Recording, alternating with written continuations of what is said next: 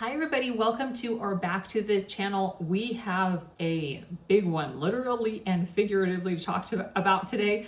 You need a little dolly to help with this one. This is the Calamity Club by Kathryn Stockett. This one is a monster. Look at her, 600 plus pages on this girl, so you can't even really hold this one with a single hand. She is a commitment. Now, I know I have seen there are some polarizing opinions about the Calamity Club that is out there online. Now, I will tell you, when I picked up this title, first and foremost, I saw it when I was in my local independent bookstore. I saw somebody walking around with it and it caught my eye just because it was so large. Do they have the Bible over there? What is happening? It's a big one. Now, I kept hearing about it. I kept hearing buzz about it. This is from the author of The Help. If you are not familiar with Kathryn Stockett, of course, I read The Help, and it's her first novel in 17 years. So I thought, well, we got to give it a try. Okay. And because it is over 600 pages, I did not want the pressure of needing to return this back to my library, even though my library is very gracious and they give you 3 weeks to check a book out. I didn't want the pressure of having to read it in 3 weeks. So I actually purchased this one, and I did it on one of the Prime Day deals that my local bookstore was running. They were doing a 20 or 25% discount at the time for anything that was purchased during those Prime Week deals. Some of those tips are in my Book Baller on a Budget video, and I'll put the link for that below. But I was able to take advantage of one of the discount days so that I could purchase this one and not have to feel the pressure of needing to return it to the library right away. As it turned out, I still ended up finishing it in a week, so I didn't have to worry about the pressure, but I think that this is one that I will revisit, so I am happy to have it in my library. So with a book this large, you realize that there is a commitment factor to it. So the way that I kind of took it is, it's kind of like Netflix now, right? Everything is a documentary on Netflix. What used to be, not just a documentary, it's a mini series on Netflix, right? What used to just be a documentary where it was an hour and a half or something has turned into a 10-part mini series that takes 15 hours of your life. So I thought, well, I can give how many ever hours to finishing out this book. My general rule when reading a book too is I give it 100 pages. If it hasn't captured me in 100 pages, I used to just power through things, and I didn't want to go back on my commitment to the book, and you have to finish it, and not everything is going to be rainbows and butterflies and you like it all. And I finally got to the point that life is too short for that. There are too many books on the to be read list to do all that. So give it 100 pages and then move on if it's not grabbing your attention.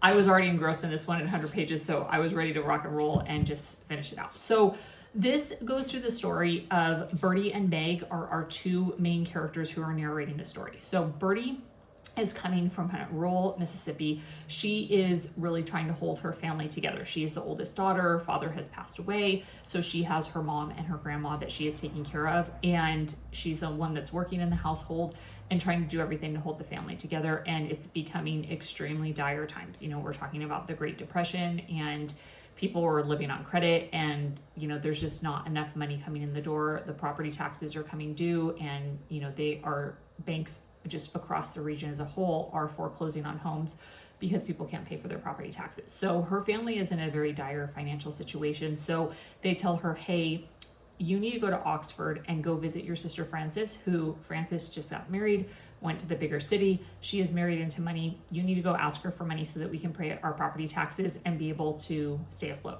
Now, Frances has not really had very much communication with the family since she left and moved. They've sent telegrams, again, this is not the era of cell phones, right? Dealing with different ways to communicate with people. She's not really communicated or answered the family much since she's been gone. So this is not something that Birdie's super excited about. There's already a tense relationship in place with her sister, as you find out more about that as they go on. Birdie is she was not the favorite child. Frances was the favorite child. Frances could do no wrong. Birdie was in her shadow, even though she's the older sister, and Frances very much treats her that way when she arrives in Oxford. And, honestly, Frances is wanting to leave her small town family behind. She's trying to make errors about where she came from and what her family is all about, and doesn't want Frances to say the wrong thing. She's already looking at her like, don't say this, don't say that. Is that the dress that you're wearing? Frances is very concerned with the outward appearances, with impressing her mother-in-law who is living with them, which is a rub in and of itself. Mrs. Tart is the mother-in-law's name, which I love her name right off the bat. She kind of seems like she's got an edge to her, but then ironically enough, she seems to take pretty well to Birdie, which just further fuels the fire for Frances, because this is her mother-in-law. She's the one that's supposed to be making a good impression. But anywho, Birdie gets up there and she doesn't want to just show up at the door and go, hi, here I am, haven't seen you in a while. By the way, I need money for the family's taxes, right? So time is kind of going on and she's trying to find the right time to ask her sister. She finally asks her sister, who in turn is going to have to ask her husband. And as we find out, things with the husband are not all that they appear to be. And there's a lot of smoke and mirrors that's happening there. Her husband is harboring a lot of secrets that end up coming to light. And now Birdie is, here with her sister. Since more time is kind of dragging on here, Birdie ends up volunteering with her sister at the orphanage. Her sister is volunteering at the orphanage. So Birdie's not just going to kind of sit around. She does some bookkeeping. So that's what she offers to help the orphanage with. And as she's helping the orphanage, she ends up meeting Meg, who is our other narrator that's in the book. Now, Meg is a child. She's 11 years old, and she was abandoned by her mother. She woke up in the middle of the night, and her mom had left a note essentially on the wall that I'll be right back, and she didn't come right back. And poor Meg is left, literally abandoned, having no food, gnawing on a ham bone, trying to survive, had no food to live on until someone finds her and then brings her to the orphanage. Now, the orphanage is not the place that you want to be. She has some really rough treatment there. And because she's a quote unquote older girl, they really push on the view days, which I just hate that term just in and of itself. But on the view days, they really push for the younger children, for the babies and the toddlers, and they put the younger children out as the advertisements of like, hey, this is why you want to come here, because we have younger children, and don't worry about the older ones that are in the mix. And it seems like the owner or not the owner, but the woman who is running the orphanage really has it out for Meg, doesn't like her. Meg has a little bit of sass to her. She doesn't mind speaking her mind and talking back a little bit. I mean, she's beaten because of it, and still, she's trying to not let her spirit be broken, and she's still trying to hold on to the hope that her mother actually is going to show up. And she talks with another orphan there who is telling her, you need to let that dream go, because that's just not what's going to happen here. Your mother is gone, and the faster that you can accept that, the better things will be off.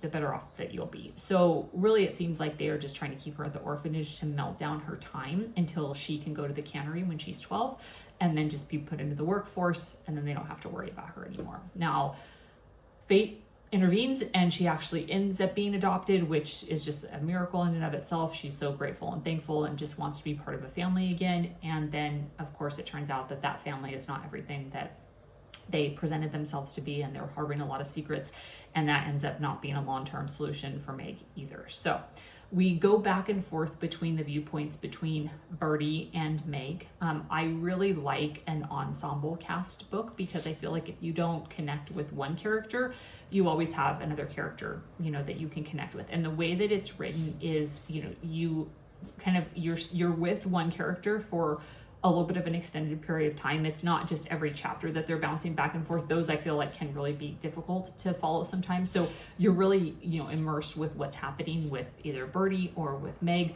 for an extended period of time. And then you get to this breaking point of like, oh no, what's going to happen next? And then you switch over to Birdie or Meg to the other view. So it definitely keeps you going, but without ping-ponging it around too much, which I really appreciated the way that was organized. So meanwhile, Meg is kind of in with her new adopted family, figuring out that that's not really the best situation. Birdie, meanwhile, things have become as financially dire as they can be with Frances, her sister, and Mrs. Tart, her mother-in-law. And she has not been able to secure the funds that she came for. So now she has her own mother and her grandmother who continue to send telegrams and messages. Where are you? Why aren't you home yet? What's going on with the money? We're just down to a couple of dollars. She's getting it on both sides of things in just this horribly financial dire situation. And I feel so much for Birdie, because here she is in, like I said, a terrible situation, and she is just expected to take it more and more and take on more and take on the responsibilities for all these situations that are not even her doing. And she's just trying her best. Even to the point that, Frances doesn't want to be seen in town because they owe all of these creditors around. So she keeps sending Birdie out to, will you go run this errand? Will you go drop this off? Will you go tell this person? Because she doesn't want to show her face that they owe all of this money.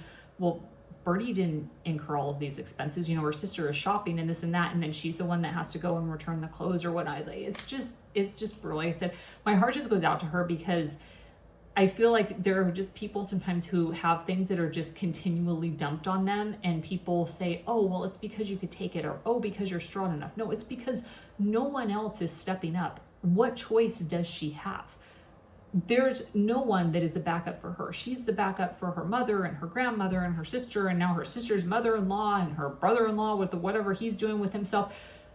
She does it because she has to, because there's no one else that's there for her, and there's no one else to take the burden off of her. And so I said, my heart really bleeds for her. So when they get to this point that it's really dire circumstances, she crosses paths with another woman named Charlie, who has an idea for a business that is definitely unorthodox. That's something that Birdie is looking at sideways going, I don't know that I want to be a part of this at all. But again, she doesn't have any other options, and she doesn't have anybody else to go to, which also begs a question of who are you judging? And I think we all do, not, without knowing what their full story is and what brought them to that point. And we say it all the time, but we don't ever really understand the shoes that somebody else is walking in. And of course, this is dealing at a time where there were very deep divisions racially. It's the eugenics movement, it's the forced sterilization movement that was happening, on top of it being the Great Depression.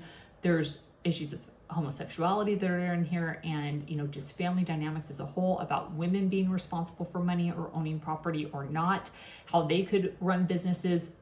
It is very, very multi-layered. So Birdie meets Charlie, come up with this business idea, which ends up being called the Calamity Club. And the people who are brought to this business, again, are brought there for all different walks of life, from all different circumstances, because they are trying to find a way out of their situation. So that is where things intersect. Meg comes back into the picture, towards the end, and, you see all of these women who, like I said, are just trying to find a way out for themselves. So there was a ton here. There's a ton I think I still need to unpack from the story. But again, just thinking about, you never know somebody's story, who are you judging, and who might be carrying just this huge weight that they're only carrying because they don't have another option. And is there something that can be done to help relieve that weight for them? Like I said, Birdie she just has this special place in my heart. And again, with all of these different characters and the different layers that are involved and the different tangled webs we weave of the different storylines that are happening here, that is the reason why this bad boy is over 600 pages, because it does take a minute to develop all of these characters and all of the different plots in life. So it is not an easy breezy beach read by any stretch of the imagination, but I think it was a wonderful story. It was very thought-provoking. There is historical fiction in here because it is relating to things that happen in history and another take on it. And what would you do if you were in that situation? It's easy to say that you would do XYZ, but do we know, if you're literally gnawing on a ham bone to survive, do you really know how you would respond in that situation?